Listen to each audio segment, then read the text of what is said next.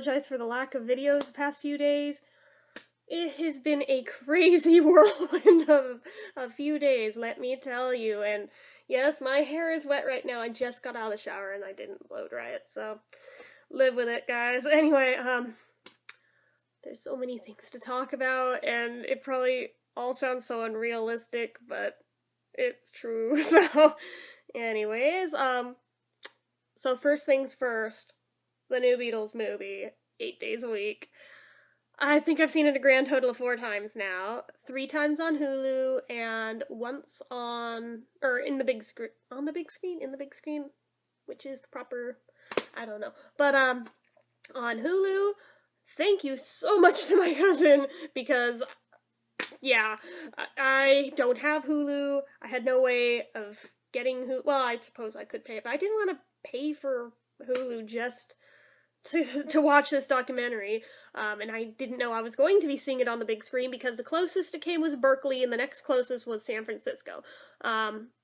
This was a total surprise, a very happy one that I got to see it on the big screen, but yeah, it was the very next day after I saw it on Hulu. But so my cousin came to the rescue and was like, "Oh my god, I didn't know you didn't have Hulu. Use my login. Anything to help." So cool. I got to watch it, and I was figuring, honestly, I was skeptical going in, because I've seen probably, I'm not even exaggerating, but probably literally every Beatles documentary that has ever existed I have pretty much seen. And most of them, more or less, are the same thing, the same footage, the same everything over and over and over again, because there's not that many new things to really say about the Beatles. Yeah. I was very skeptical going into it, because I figured it was going to be another one of those where I'd watch it once just so I could say I've seen it, be able to argue fairly on it, and that'd be that, and I'd probably never watch it again, because it's just the same stuff I've seen a million times over. That's where I was wrong, and that's why I've watched it 4 times already, even though it's only been out for a few days. So, let me just say this. For as much as I've always kind of written off Ron Howard as being a total weenie and just kind of lame, he did his job well on this one, and honestly, if I were in the position to make a Beatles documentary about something like this, I don't think I could have done it better. And this is probably the only Beatles documentary I would put quality-wise on the same level as the anthology. That's saying a lot. Especially given that the anthology was put together by the guys themselves, and this wasn't. That's a pretty high standard to put that on, because most documentaries about the Beatles focus on the historical aspects of things and how shit went down. And sure, this does some of that, but it puts more emphasis on what it was like to be inside the mania, at the eye of the hurricane, in the middle of it, what it felt like from point A to point B, from where they started to the end of the touring years, what it was like to be in the middle of that. That is where it differs from other documentaries, because usually they might touch on it a teeny bit with like a interview snippet of somebody talking about it, and that's about it. Sorry, my bangs are pissing me off. They're getting to that weird length where I haven't decided, am I gonna like cut them again? Am I gonna just grow it out?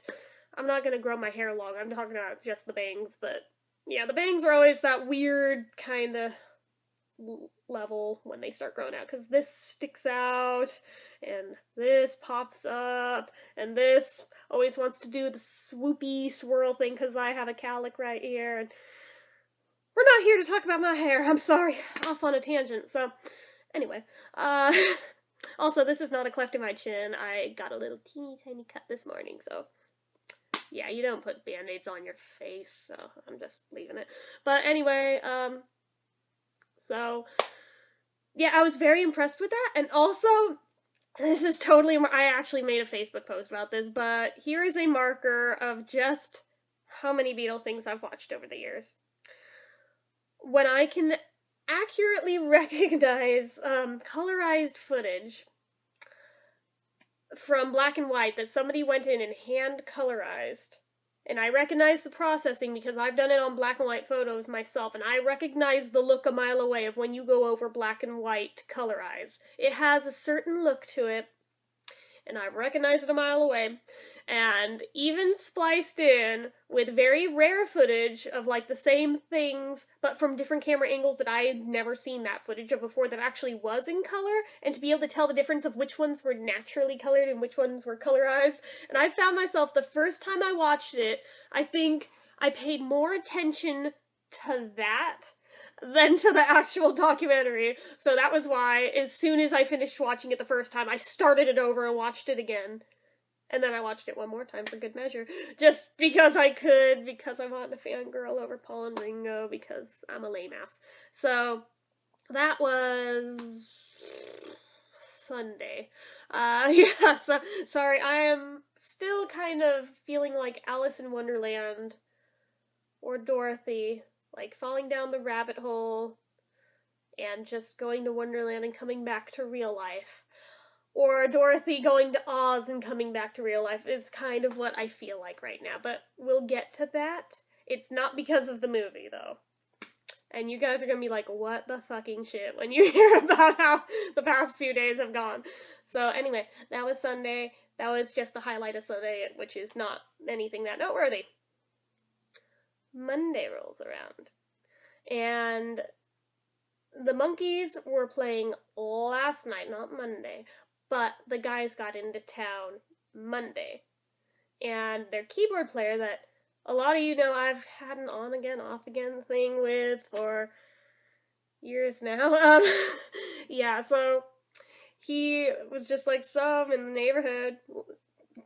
Instant message me if you want to hang out, if you want to do something. So I'm sitting here like, I don't even know where things currently stand. I don't know, should I, shouldn't I? And I kind of hemmed and hawed over this for a while, and I decided, you know what? After running it past a few people of, should I do this, shouldn't I do this? And I was expecting people to be like, oh, fuck no, don't do that. And yet everyone was like, dude, go for it. I was like, you know what? Even if it's not the wisest thing I've ever done, I'm going for it. And it turned out to be an amazing thing that I've done. But, so I did. And I literally, like, I had not even put on makeup. I hadn't dressed up or anything. I had, like, not even blow-dried my hair, so it was all poofy and fucked up, like, even worse than this. Didn't care. Went and met up with it. I, like, hopped the next BART train available, got my ass to San Francisco, like, ASAP. And the second I saw him in the terminal waiting for me, oh my god, I, like, tackle-hugged him so hard. And you know that thing in Princess Diaries where they talk about what is real love? When you kiss somebody, your foot will pop? My foot popped. They both did. And I did not let go of him for like a straight 2 minutes, and I caught somebody on their phone taking a picture of that shit. And you know, I don't know who it was, or I would like hound them for that picture, because I kind of want it now. But, oh my gosh, that was one of the nicest hugs I think that I have ever been involved with. But, apparently he thought so too. But anyways, so, we went, and we hung out, and we went, and I think we went and got coffee first, because I am me, because I'm little Miss Caffeine Addict with, you know, who drinks mugs like this just on a morning basis just to get out of bed in the morning. Yeah, so I went, and I finally tried a pumpkin spice frappuccino. Usually I stick with the pumpkin spice lattes. This is the first time I tried a cold one, and you know what? I'm gonna spare you guys the effort. It was okay, but I think I preferred the hot ones because it loses some of the flavor when it's cold. I don't know why that is, but I prefer them hot. But it was a hot day out, and I was just like, you know what? I kind of need something to cool off with, so I had one of those, and it was good, and we talked for a long time just about stuff and catching up.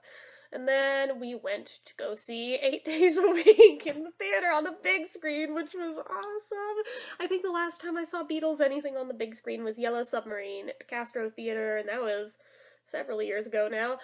Every once in a while they bring a Beatles film around on a limited time basis to theaters, and usually I will drop everything to go see it, unless it's Let It Be, because, I don't know, I don't like watching them fight. I have actually barely watched that film at all, because it just bothers me too much watching them fight. But the other ones, I drop everything for her, even though I've seen him like 10 zillion times over. It doesn't matter. It's the concept of the thing and getting to see it on the big screen.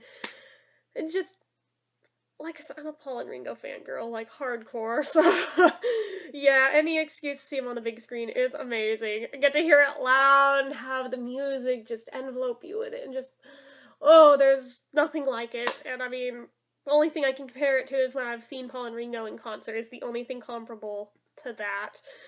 And I mean, I never got to see John because he died before I was born. Never got to see George because prior to his demise, I'm going to be completely honest, I didn't really care that much about George. Mostly because I never gave him a fair chance, and I appreciate his work now, but if I had to put him in a order of favorites, just by default, he'd come in last just because somebody has to end up in that fourth position. I don't dislike him in any way, just if I had to do them in an orderly fashion, somebody has to take fourth. I try to get around that in a loophole by making John and George tie so they can both be third and nobody has to be fourth, but I digress. So, what was cool though, also of how going to see it, is that like several members of the band also, of the Monkees, not of the Beatles, well, of who tours as the Monkees now. I mean, there is no technical entity that is the Monkees at this point, but the band that tours with Peter and Mickey, a bunch of them showed up to see the movie too. They didn't sit with us, but we saw them and said hi, but that was kind of cool. But yeah, so I kind of heard them cheering in the background towards the end of it. That was fun. But yeah, the whole time I was like all snuggled up on Dave's arm, and it was so nice to not have to hide a relationship in public. Like, oh my god, my last boyfriend, I always had to fucking hide shit because he was always worried his wife would somehow magically be at the same place as us and see something, so he'd never want to be one for public displays of affection, and I hated that shit. So it's very refreshing to be able to be snuggly with somebody in public because I am a snuggle bug. So, but yeah, so that was just so nice, and just all sorts of happy making between that and having Paul and Ringo on the big screen. Just, life was wonderful. Even just as of that moment, life was wonderful. And just continued to get better as the night went on, because after that we went back to the hotel, and oh my gosh, you guys, I suggest you pause this video as soon as I tell you what hotel it is. I can do that now because they are officially out of it and I am not divulging any information that is important. Otherwise, I would have made this yesterday. But yeah, I waited till they were gone from it to make this video. But pause this video and Google the Sir Francis Drake Hotel and just look how fucking fancy this place is. I felt so far removed from reality, because from the outside this hotel doesn't look like anything that spectacular, but you walk in and this looks like European royalty. This looks like something you'd see in a real-life castle. This looks like fucking Versailles or something. I was like, oh my god, can I just stand here for a while and just look at things? Would that be okay? And before I had a chance to even ask that, Dave was like, so we should go say hi to Mr. Dolan's. And I was like, really? Like, I thought we're just gonna, like, cruise up to his room and go say hi and knock on the door. He's like, no, he's just right over there. And I turned and looked, yeah, sure enough, he's right there at the bar. I was like, holy shit, this is awesome. So we went and said hi, and he was obviously feeling no pain, but it was still much better than my last in-person encounter with Mickey Dolenz, because the last time I met him, he was so drunk that he was literally falling over onto me like that, and like when Dave was trying to take the picture, like those of you who've seen my picture with Mickey Dolenz have no doubt noticed how blurry it is. That is because they're having to weave with the camera because Mickey was weaving and like falling onto me. So at least this was not like that, and I was so grateful that it was not like that. Because I am tiny. I cannot hold up anybody's weight if they fall on me. So I digress, but yeah, this was much nicer. It was a brief encounter, but it was still cool, and I got to say hi to another band member who was down at the bar too. I forget if there was a second one. I feel like there may have been another one that cruised through. I know for sure one was down there, though. I think John Billings was down there with his wife. But But yeah, so that was cool. And then I was just like cruising around, just like looking at stuff some more. And I so desperately wanted to pull out my iPod and take pictures. Like, you have no idea how badly, but literally no one there had a phone out. And I felt like it would be so trashy of me to pull mine out and start taking pictures like a tourist. But oh my gosh, I can safely say I have never been somewhere as fancy as this in my entire life. I have been to the Plaza Hotel in New York and it was not as fancy as this. Just saying. I had no idea San Francisco even had anything as fancy as this. I was just like, oh my god, like, these chandeliers and all the molding on the ceilings, and the pillars and the stairs, just everything about it was so ornate. It was like, okay, some of you know this about me too, but I'm like a huge architectural nerd. Like, I had considered going to college to become an architect at one point. Obviously, it didn't happen, but that sort of thing fascinates me like you would not believe. I am the same person who will, like, look up images of really fancy places that have, like, pictures of, like, the floor maps and things, and I'll try to recreate them in The Sims as closely as possible and see if I can make, like, basically a scale model of a thing, just because it fascinates me so much. Like, I don't even care so much about playing with the little Sims themselves. I just like building the houses. So this was just, like, so mind-blowing to me. I mean, I always love going to San Francisco anyway because I'm a country girl. I live in the middle of nowhere. There is nothing to fucking look at here. In the city, there's always stuff going on. There's always things moving. There's big buildings and bright lights everywhere. It fascinates me to no end. It's so overwhelming and stimulating and just amazing to me because it's so far removed from what my normal reality here is that I love to just take it all in. And this was above and beyond even that. I was like, holy shit. This place, like, I even told Dave as we were getting in the elevator to go up to his room that, you know, this is gonna sound so corny, but I feel like Liza Minnelli's character in Arthur the first time she saw his house, like, I feel like I should be saying, you know, I like a living room you can land a plane in, but it felt like that. It's like that level of fancy. I mean, there was a bunch of times throughout this evening that I felt very much like Linda Marola.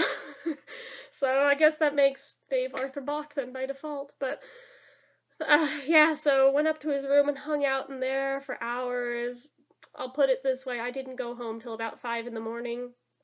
No, that didn't happen. There was nothing scandalous, but I will be frank, I made out with him for hours, but all clothes stayed on. It was a very PG thing, but I was considering being bad, but I didn't be bad, so, yeah. I didn't want to spoil the evening in case things didn't work out, because I have problems in that department. But anyway, so TMI, not going there further, but before that, just looking around the room, even the room itself being tiny as it was still pretty fancy, but I found myself just looking out the window over the city, and even found myself being a nerd, like, over Michael J. Fox with the Bright Lights Big City comparison there. I was just like, oh my god, this is just so cool. And just, I'm not kidding when I say that I was looking out that window while I was talking for hours, just watching traffic, just watching life flow on the streets, taking in the buildings, and no sooner would I get used to the huge scale of these buildings starting to look normal, and then I'd look down and look at how teeny tiny a car looks in comparison, and then look back up and be like, god, these are such huge buildings, I love it so much. But I'm not sure I could ever successfully live in a city, but I love going to them. Because I don't think I could actually live with that much noise all the time, but just going there on basically a touristy basis is really fun for me. But yeah, I nerded out hardcore over that, and I hope he wasn't too bored with me for that. And he was kind of scooting closer, and I was trying to figure out, how do I get from point A to point B? Do I just, like, accidentally fall in his lap accidentally? But it eventually just naturally took its course, and that was that. It was all very nice, and I just did not want to go home. I did not want this night to end. I think this is the first time in my life I can honestly say I've been on one of those type of evenings where I always thought it was just a cliche saying of, I wish this night would go on forever.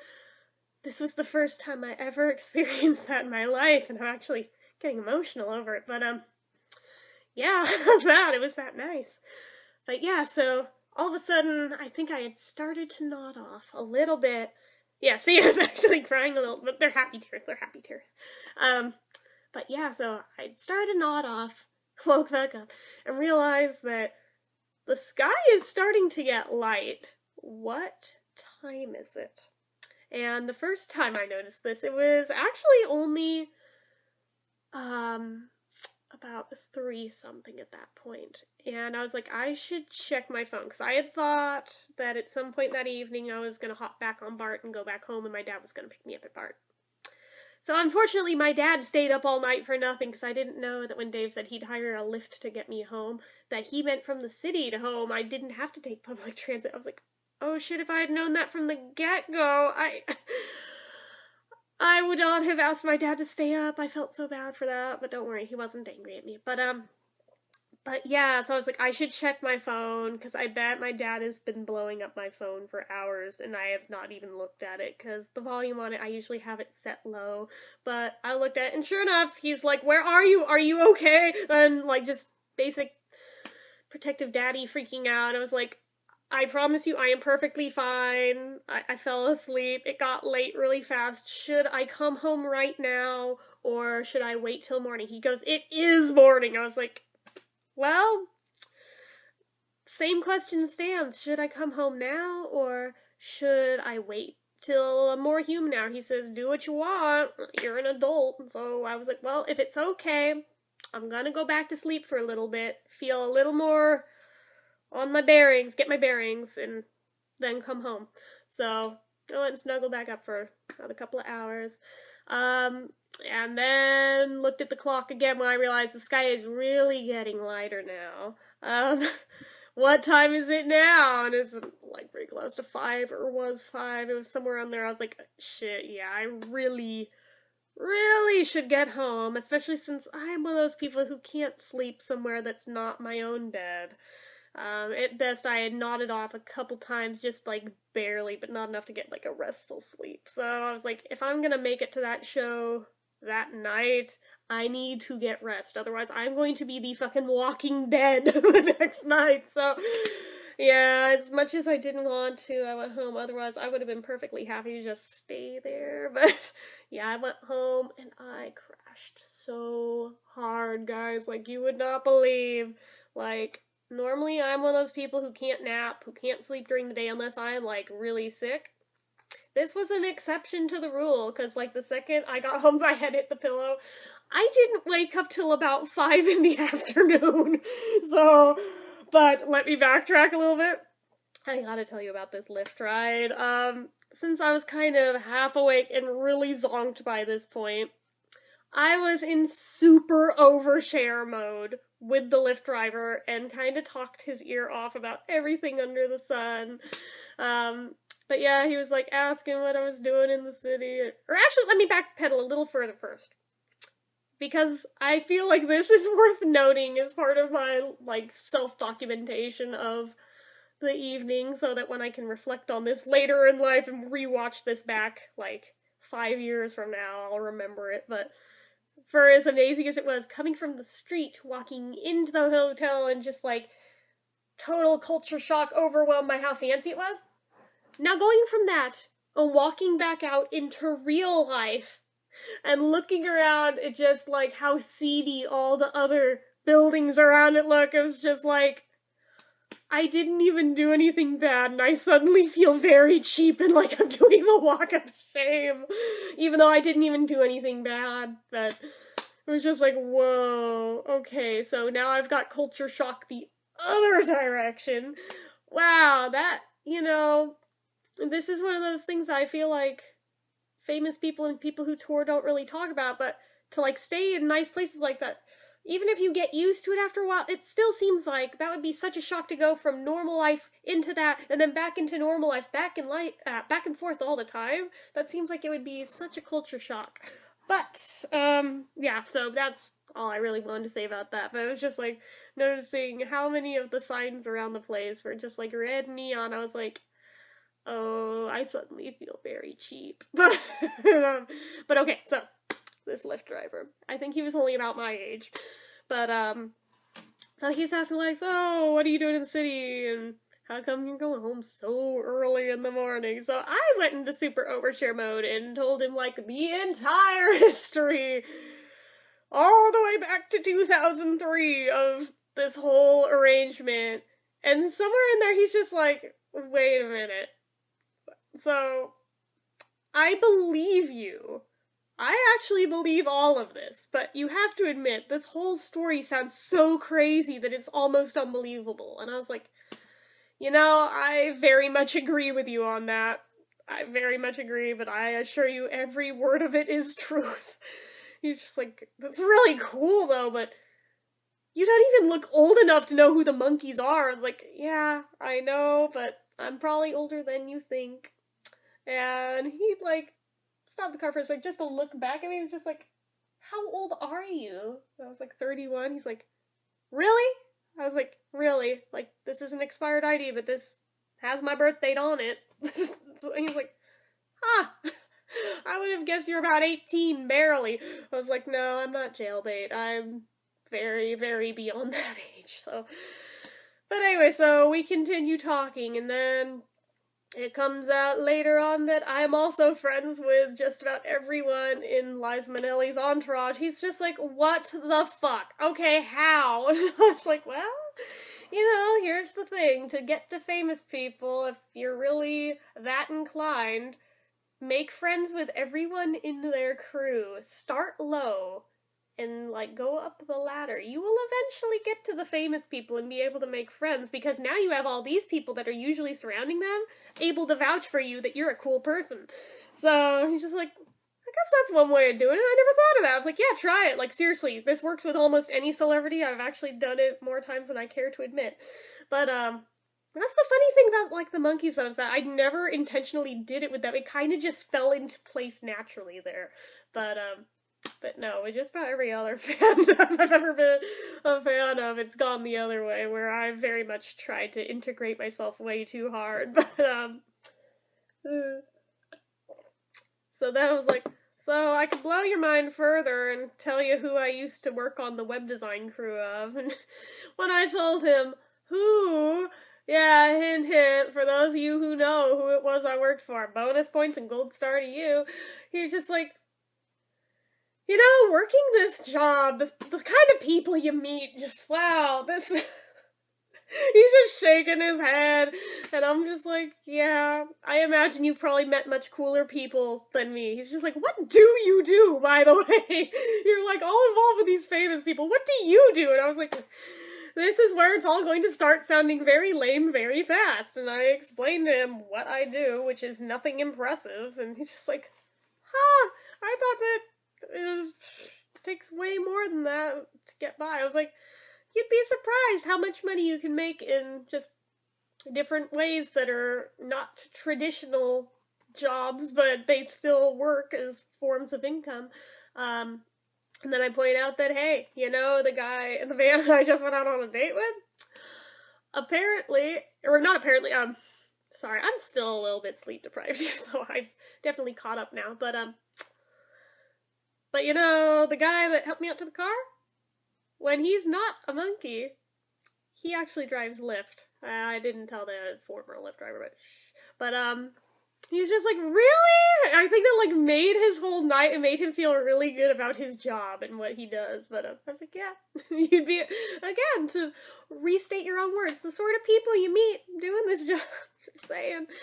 But yeah, so he was really cool. That was like the first real Lyft drive I'd ever had too, by the way, because I had taken it earlier in the evening to get to the movie theater, but this was the first like real one where we actually like, or at least I talked to the driver because Dave wasn't in the car for this, but yeah, it was pretty cool. I think I liked driving on Lyft, but so that's that. That was that. I came home and I crashed really hard.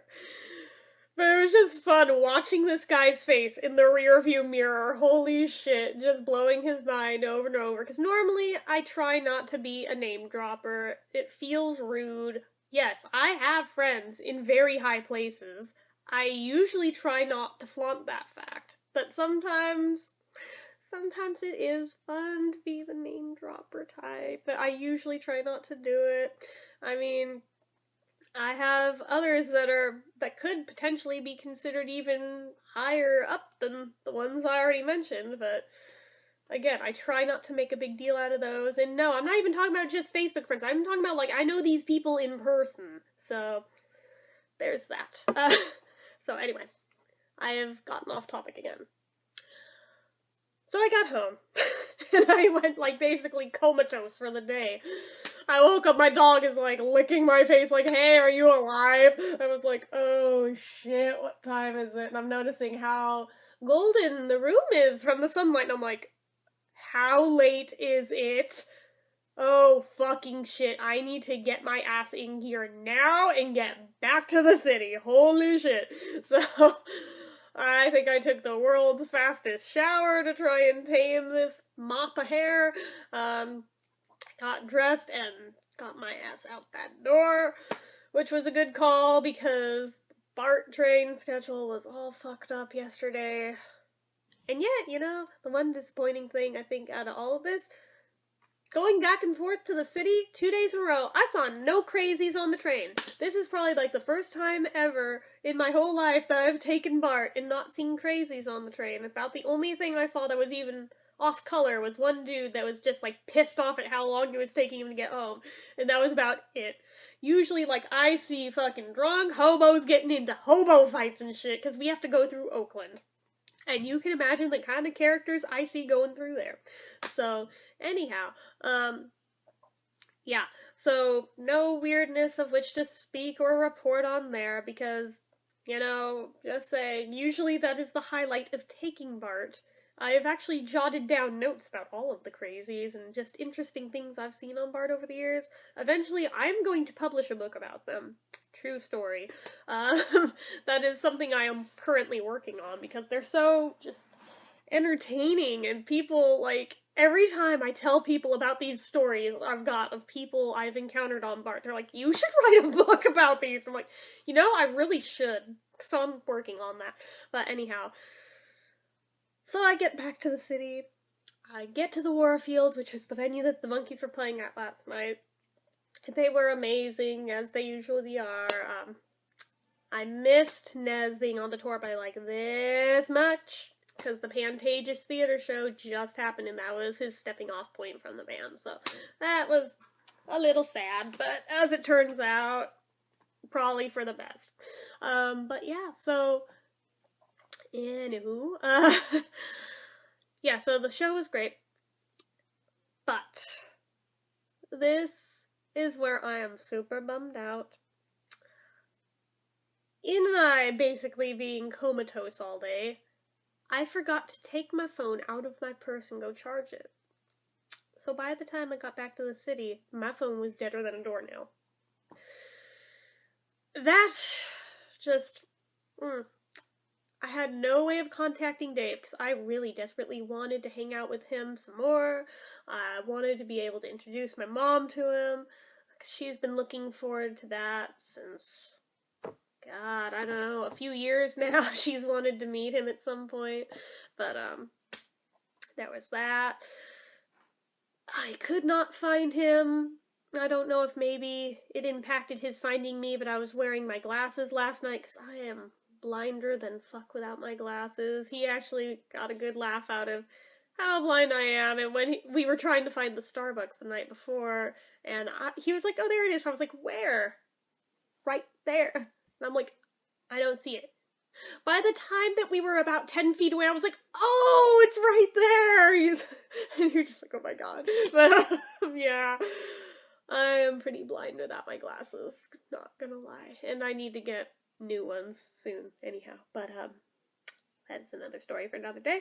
But, yeah, so I don't know if that made it harder for him to find me because I had no way of telling him I had my glasses on with my phone being dead. I had no way of telling him where I am or asking where he was and find a place to meet up.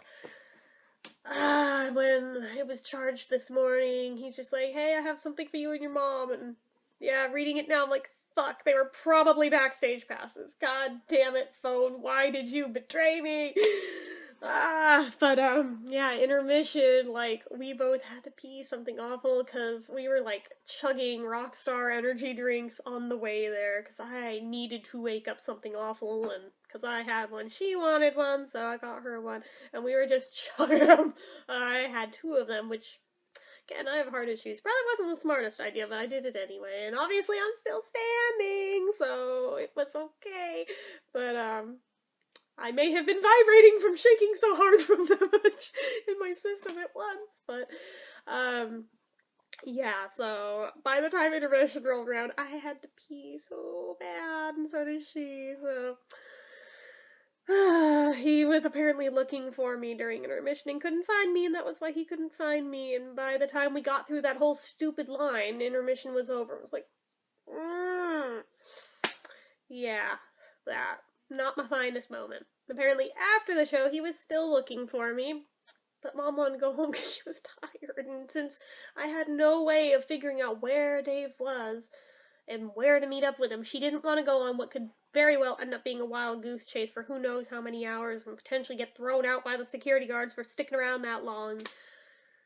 So we ended up going home, and I missed out on that, and I messaged him this morning. I was all sad about it, and he was sad that he didn't get to see me last night, but I'll live.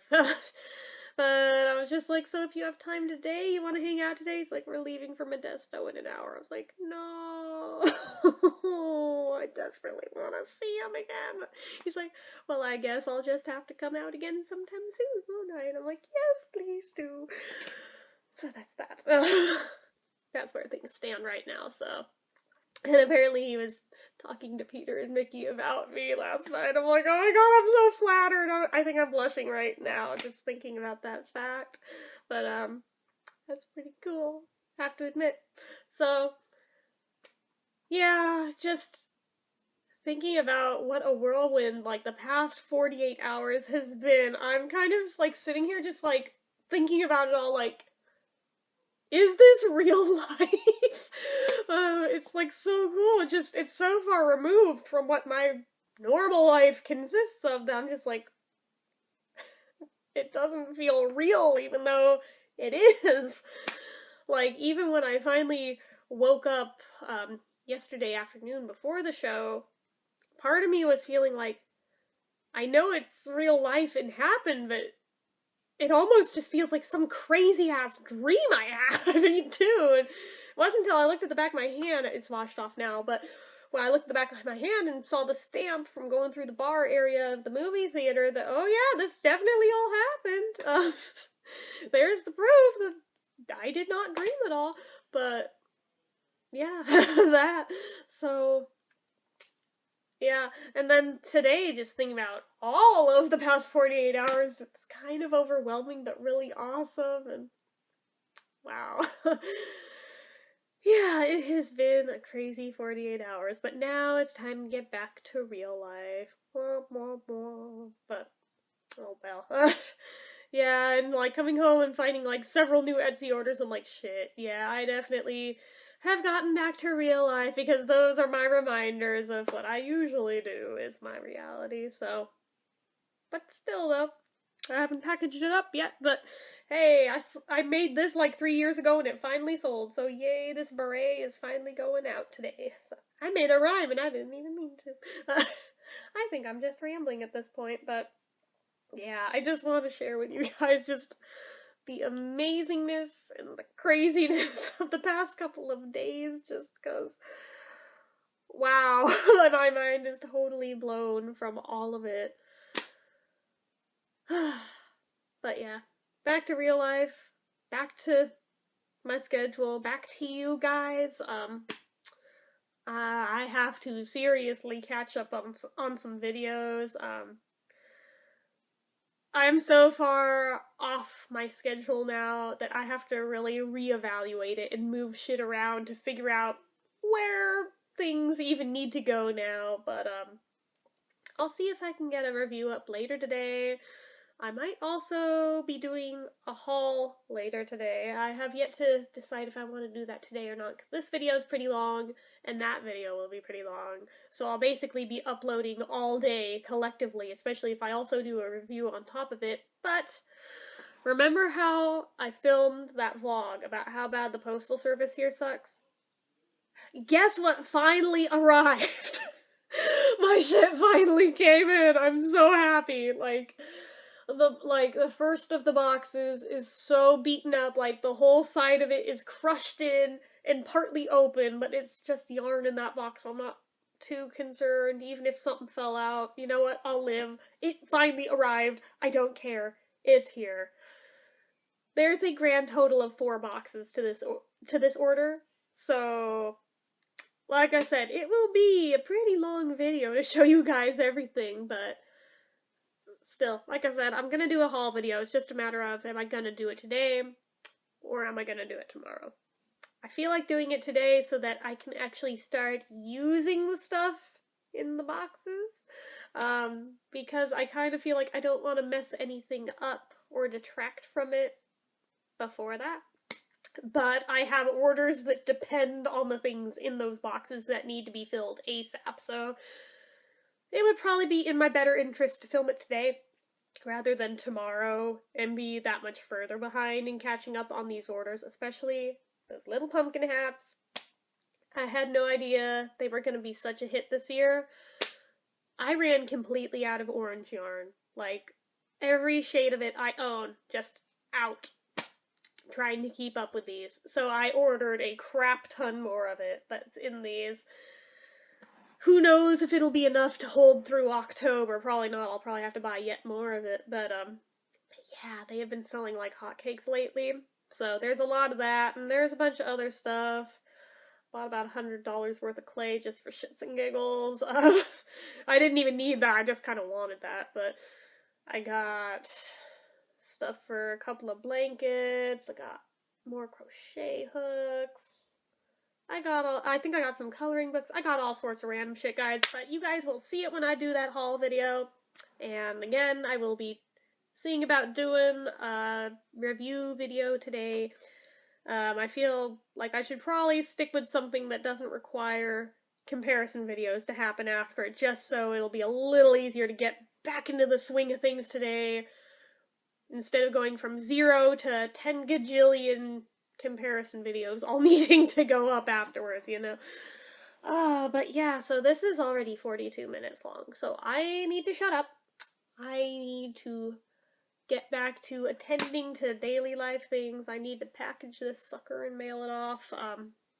So yeah, I will see you guys in a little while, hopefully, provided that I actually do get things attended to the way that I need to and actually stay on top of things. We'll see how it goes. But yeah, so I just wanted to share with you just how amazing the past couple of days have been, because it has been so crazily nice. And you know, it's not that often I can honestly say that I go hours and hours on end without even being able to wipe the smile off my face, but it was that kind of experience, and it's not that often that I get to feel that consistently happy for that long. So that's part of why I got choked up too. It's just like, just the whole thing made me feel so happy, and it's so rare that I get to feel that type of sheer happiness that it's incredible to me. So, but yeah, so I'm rambling again. Wrapping up this video now, so, as usual, you know the drill. If you like the video, click the like button. If you're not already and you'd like to be, click subscribe, leave comments down below, and until next time, bye!